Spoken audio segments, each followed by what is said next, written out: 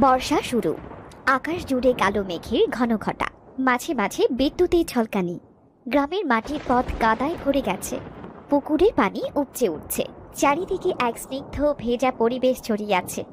গ্রামের এক কোণে ভাঙা বারান্দায় পা ঝুলিয়ে বসে আছে রামু। রামু খুব অলস প্রকৃতির মানুষ। সে সব সময় ভাবে কাজ না করে বিনা পরিশ্রমে কেমন করে বড়লোক হওয়া যায়। একদিন তো আমি বড়লোক হবই, আর তখন সবাই আমাকে সম্মান করবে। তখন আমার একটা আলাদা ভাব থাকবে। শোনো, ঘরে চাল ডাল কিচ্ছু নেই, আর তুমি কাজে না গিয়ে এইখানে বসে আছো। হ্যাঁ গো গিন্নি, বসে বসে ভাবছি। বসে বসে কি এমন ভাবছো গো? গিন্নি, চিন্তা করো না, এবার এমন একটা কাজ করব যে আমাদের ভাগ্যই বদলে যাবে। বাহ, কি এমন কাজ করবে শুনি যে আমাদের ভাগ্যটাই বদলে যাবে? সেটা কি কাজ? শোনো গিন্নি, একটা নতুন বুদ্ধি বের করেছি। এবার আমি বুদ্ধি দিয়ে কাজ করব। কেন, এতদিন কি বুদ্ধি ছাড়া কাজ করেছো? কি কাজ করবে সেটা বলো। গিন্নি, আমি কচু খেতে চিংড়ি চাষ করব। এইসব তুমি কি বলছো বলো তো? এ তো দেখছি গাছে কাঁঠাল গোফে তেল। কচু আর চিংড়ি একসাথে হয় নাকি? হবে না মানে? বুদ্ধি থাকলে সব হয়। তুমিও সব বুঝবে না। একেই বলে এক ঢিলে দুই পাখি মারা। শোনো, বেশি বুদ্ধি খাটাতে গিয়ে যেন সব নষ্ট করে ফেলো না। গিন্নি, নিজে তো কোনো বুদ্ধি দিতে পারো না, আর আমি বুদ্ধি বার করে কাজ করতে গেলেও বাধা দাও। কেন বলো তো? কোথায় আমার বুদ্ধির জন্য বাহাবা দেবে তা না। ওইখানে বসে শুধু বুদ্ধি পাকিয়ে যাও। যখন পেটে কোনো দানা পানি পড়বে না, তখন দেখবো বুদ্ধি দিয়ে কি করে চলো। না, এবার তো দেখছি আমার বুদ্ধিগুলো কাজে লাগাতেই হবে, না হলে গিন্নির কাছে যে আর দাম পাওয়া যাবে না।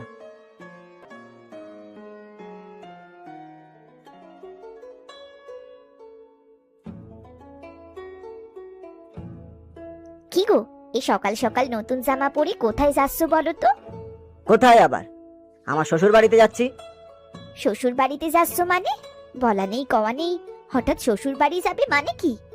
কেন গো গিন্নি, আমার শ্বশুর বাড়ি আমি যেতে পারবো না নাকি? শ্বশুর বাড়িতে যেতে গেলে কি তোমার অনুমতি নিয়ে যেতে হবে? আমি আবার কখন অনুমতি নেবার কথা বললাম? কিন্তু তুমি যে যাবে সেটা তো আমায় আগে বলতে পারতে। অত শত বলতে পারবো না, আমার যখন মন চাইবে আমি তখন যাব। তা হঠাৎ আমার বাবার বাড়িতেই বাদলা বৃষ্টিতে কোন মতলবে যাচ্ছ বলো তো? যাচ্ছি, আমার একটু দরকার আছে। ঠিক আছে, আমি বুঝতে পেরেছি। কোনো দরকার ছাড়া তো তুমি আমার বাপের বাড়িতে যাবার লোক নও। এমনি সময় তোমাকে টেনে হিসড়ে নিয়েও যেতে পারি না।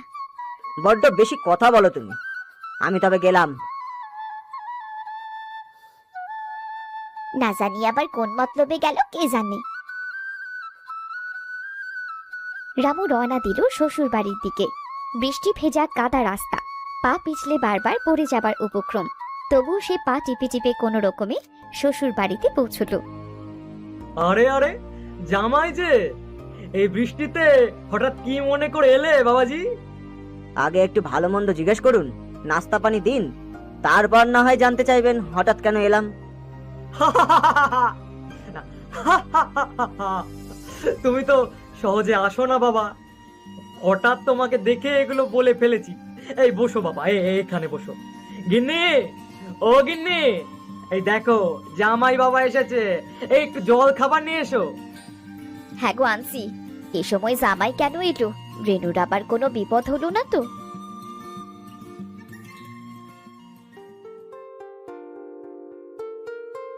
কেমন আছো জামাই বাবা? জি মা, ভালো আছি। আপনি কেমন আছেন? আমিও ভালো আছি। নাও, খাবার খাও। তা বাবা, তুমি একা এলেছে? রেনুকেও তো সাথে আনতে পারতে। না না মা, আমি তো থাকতে আসিনি। আমি একটা কাজের জন্য এসেছি, কাজটা মিটে গেলেই আমি চলে যাব। বাবা, কাজ আর তুমি? তা বাবা, তোমার মতো আলসে কুড়ে না খেয়ে মরতে রাজি, কিন্তু কাজ করতে তো নারাজ। সেই তুমি বলছো এখানে কাজের জন্য এসেছো? ভেবেছি এবার একটা বড় সড়ো কাজ করব। সেই কাজ করার জন্য একটু টাকা দরকার, তাই আপনাদের কাছে এসেছি কিছু টাকার জন্য। যদি কিছু টাকা দিতেন। তা বাবা, কি এমন কাজ করবে শুনি যে কাজের জন্য তোমার বৃষ্টি মাথায় আমাদের বাড়ি আসতে হলো? শুনুন মা, আমি এবার বুদ্ধি দিয়ে চাষ করব। অলস ভাবেই তো জীবনটা পার করলাম, দেখি এবার কি করা যায়। বাবা, এতকাল শুনেছি পরিশ্রম করে চাষের কাজ করতে হয়, আর এখন তুমি বলছো বুদ্ধি দিয়ে চাষের কাজ করবে। এটা আবার কেমন করে সম্ভব? শুনুন বাবা, বুদ্ধি থাকলে সবই সম্ভব। হ্যাঁ জামাই বাবা, তোমার বুদ্ধির ঠেলায় তো আমার মেয়েকে না খেয়ে দিন পার করতে হয়। কোনোদিন তো দুবেলা ঠিক মতো খাবারও জোটে না। তা এত বুদ্ধি খাটিয়ে কি কাজের কথা ভাবলে শুনি? বাবা, এবার ভেবেছি কচু খেতে চিংড়ি চাষ করব। একসাথে কচু বিক্রি করব আর চিংড়িও বিক্রি করব, লাভে লাভ হবে।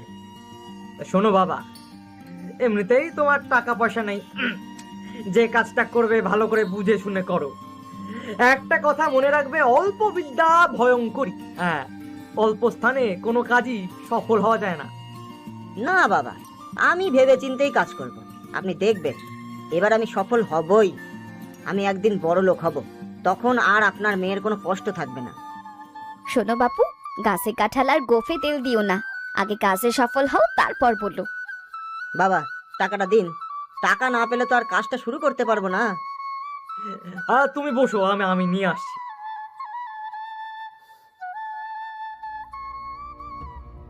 অলস কোথাকার, কাম কাজ করবে না, শ্বশুর বাড়ি চলে এসছে অমনি টাকা নিতে। ওই মতলবের কথা শুনে কেন যে মেয়েটাকে কুরের সাথে বিয়ে দিয়েছিলাম, কেন কে জানে। দেখ, কি গো, ঘরে এসে একা একা কি বকবক করছো বলো তো? না বকে আর কি করব? সারা বছর খেটে খুটে যা একটু কিছু জমাই, অমনি জামাই এসে সব চেটে পুটে নিয়ে চলে যায়। তোমাকে পই পই করে নিষেধ করেছিলাম যে মেয়েটাকে ওই কুড়ের সাথে বিয়ে দিও না, কিন্তু তুমি তো আমার কোনো কথাই শুনলে না। এখন বসো, যা আছে তা সব দাও। কি আর করব? হায় হায় হায়, আমার কপালটাই মন্দ। আমি কি বুঝেছিলাম যে এই বেটা এত পরিমাণ কুড়ে হবে? নাও আসতে বলো, জামাই শুনতে পাবে তো। এই এই শুনুক। আমি কি মিথ্যা কথা বলছি নাকি? চুপ করো, যা হবার তা তো হয়েই গেছে। জামাই শুনলে মেয়েটার সাথে অশান্তি করবে, টাকা তো দিতেই হবে। খামোখা মেয়েটাকে কথা শুনিয়ে লাভ নেই। এই টাকাগুলো নাও, এই নিয়ে জামাইকে দাও।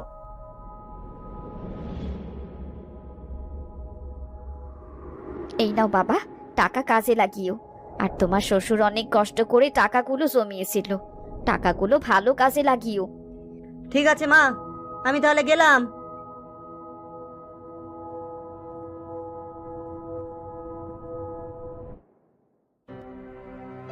ঘরে এক মুঠো চাল ডাল কিচ্ছু নেই, ঘরে বাজার সদাই নেই।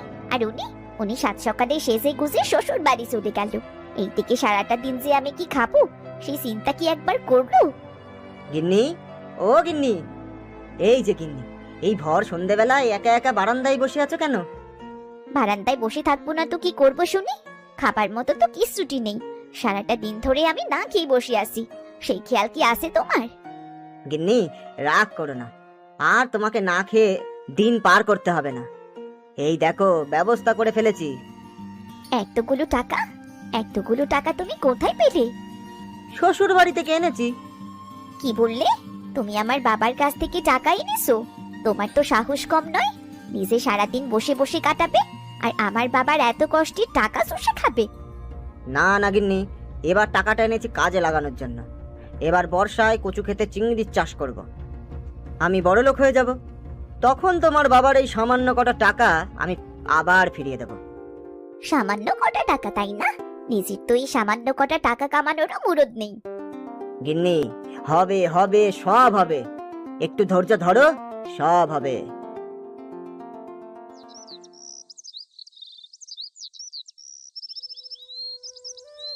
পরদিন সকাল সকাল উঠে রামু তার জমিটা কোদাল দিয়ে কুপিয়ে পানির সেচ দিয়ে আইলে বসে একটু বিশ্রাম নিচ্ছিল।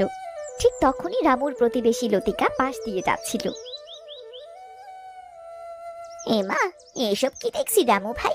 এত সকাল সকাল মাঠে, তাও আবার মাটি কোপাচ্ছ? কেন রে, আমি বুঝি মাঠে আসতে পারি না? আমার কি মাঠে আসা বারণ নাকি? না না, বারণ হবে কেন? তুমি তো মাঠে আসো না, আর যদি বা আসো তাও তো কোনো কাজ করো না, তাই জিজ্ঞেস করলাম। তা মাঠে এবার কি চাষ করবে গো? এবার এই বর্ষায় ভেবেছি কচু খেতে চিংড়ি চাষ করব। না না রামুদা, এটা ঠিক হবে না। কচু আর চিংড়ি চাষের নিয়ম আলাদা। একজন পানি ছাড়া বাসে না, আর একজন পানি পেলে বাসে না। আমি আলাদা জমিতে কচু করি, আর পাশের পুকুরে চিংড়ি চাষও করি। তুমিও দুটো আলাদাই চাষ করো। আমি দুটোই করি, কিন্তু দুটোর আলাদা আলাদা নিয়ম মেনে। ঘোড়ার আগে গাড়ি জুড়লে যেমন গাড়ি চলে না, তেমনি নিয়ম না মেনে চাষের কাজও হয় না, বুঝলে? শোন লতিকা, আমার মনে হচ্ছে তুই একটু বেশিই বুঝিস। শোনো রামুদা, আমি আমার ভুল থেকে শিখেছি, তোমাকে তাই বলছি। একসময় আমারও সময় নষ্ট হয়েছিল। আমার খেতে পানি বের হবার পথ ছিল না, আর ক্ষেতের সব ফসলও নষ্ট হয়ে গিয়েছিল। কিন্তু আমি হাল ছাড়িনি, শিখেছি, আবার নতুন করে শুরু করেছি। সবাই বলে সবুরে মেওয়া ফলে, তাই আজ আমি সফল হয়েছি। ধুর বাবা, এত কষ্ট আমি করব না। আমার বিশ্বাস বুদ্ধি থাকলে সব সম্ভব। আচ্ছা ঠিক আছে, আমি ভেবে দেখব। এখন একটু হাটে যাব। আমি তাহলে আসি এখন।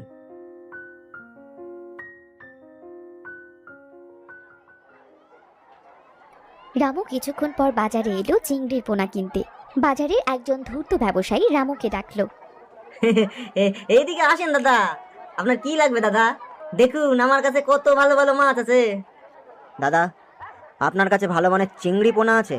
আমার কিছু চিংড়ির পোনা দরকার। চিংড়ির দাম নিয়ে কে এই ব্যাঙ আছে এগুলো দিয়ে দিই? বেটা কিছুই বুঝতে পারবে না, আর যখন বুঝতে পারবে তখন আর কিছুই থাকবে না। কি দাদা, কিছু বলছো না যে? তোমার কাছে আছে নাকি অন্য জায়গায় যাব? আরে দাদা, এই নেন,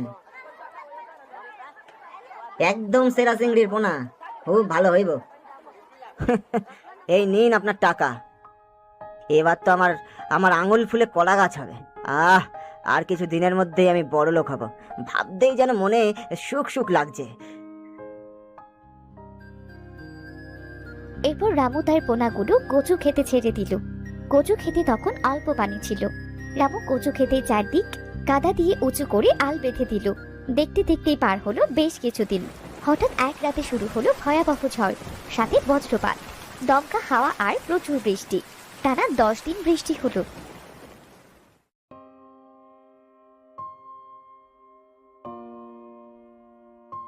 হায় হায় হায়, এ কি ক্ষতি হলো আমার! সারা ক্ষেত তো পানিতে ভরে গেছে, সব কচু গাছ তো পচে গেল। এখনই আমার জমির আল কেটে দিতে হবে। আল কাটলে তো মাছ বেরিয়ে যাবে। এখনই একটা জাল আনতে হবে। রামু দৌড়ে গিয়ে জাল এনে ক্ষেতের আল কেটে দিয়ে আইলের মুখে জাল বেঁধে দিল। কিন্তু জালে একটি চিংড়ি মাছও না বেঁধে বাঁধলো শত শত ব্যাঙ। হায় হায়, এ কি সর্বনাশ হলো! খেতে কোনো চিংড়ি নেই, শুধু ব্যাঙ ডাকছে গ্যাংর গ্যাং। এদিকে কচুগুলো সব পচে গেছে, আর চিংড়ির কোনো নামগন্ধ নেই। হায় হায় হায়, সৃষ্টিকর্তা, এ আমার কি হলো! এ তো আমার সব শেষ।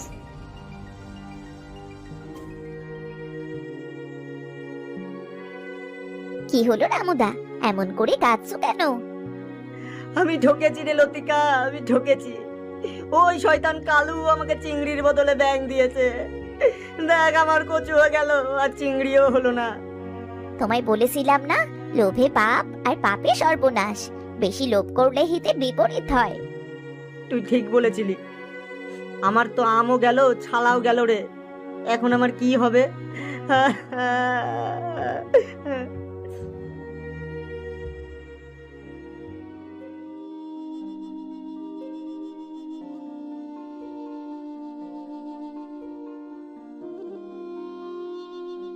কি হলো রামু, তুমি মাঠে বসে এমন করে কাঁদছো কেন?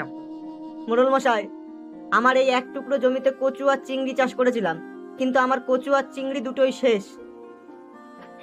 কচু না হয় পানিতে পচে গেছে, কিন্তু চিংড়ি কোথায় গেল? মোড়ল মশাই, এই শয়তান কালু আমাকে চিংড়ির পোনা বলে ব্যাঙের বাচ্চা দিয়েছে। এই জমিতে ছেড়েছিলাম, এখন আমার জমিতে শুধু শত শত ব্যাঙ ছাড়া আর কিচ্ছু নেই। না, এই কালুর একটা ব্যবস্থা না করলে আর হবে না। ও তো মানুষ ঠকানো বন্ধই করছে না। হ্যাঁ মোড়ল মশাই, ওর বিচার করুন। চিংড়ির টাকা নিয়ে আমাকে সব ব্যাঙের পোনা দিয়েছে। ওর জন্য আজ আমার সব শেষ। কচু না থাকলেও অন্তত চিংড়ি বেচে নিজের পেটটা চালাতে পারতাম। হ্যাঁ, কালুর বিচার আমি করব। আর শোনো রামু, বেশি বুদ্ধি ভালো না। সব কাজের একটা নিয়ম আছে, নিয়ম মেনে কাজ না করলে কোনো কাজেই সফলতা আসে না।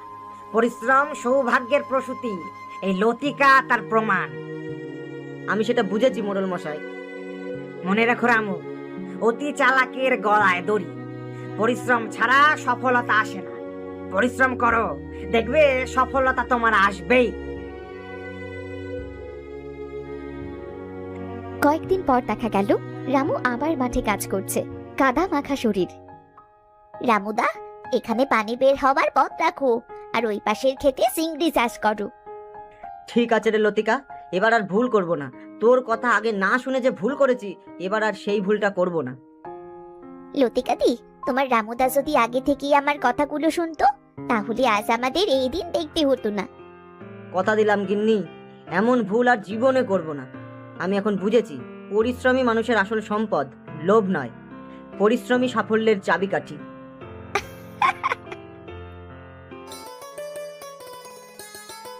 অবশেষে তোমার কষ্ট সফল হলো। হ্যাঁ গিন্নি, যদি আরো আগে এমন লেগে পড়ে যদি চাষ করতাম, তাহলে আমাদের এত কষ্ট পেতে হতো না। তোমার বাবা মায়ের কাছেও ছোট হয়ে হাত পাতা লাগতো না। এই তোমাকে কথা দিলাম, যে কাজ একবার ধরেছি সে কাজ আমি আর কখনো ছাড়বো না। আমার ক্ষেতে চিংড়ি আর কচু সর্বপ্রথম শ্বশুর বাড়ি নিয়ে যাব। চলো, আজই একবার বাবা মায়ের কাছ থেকে ঘুরে আসি।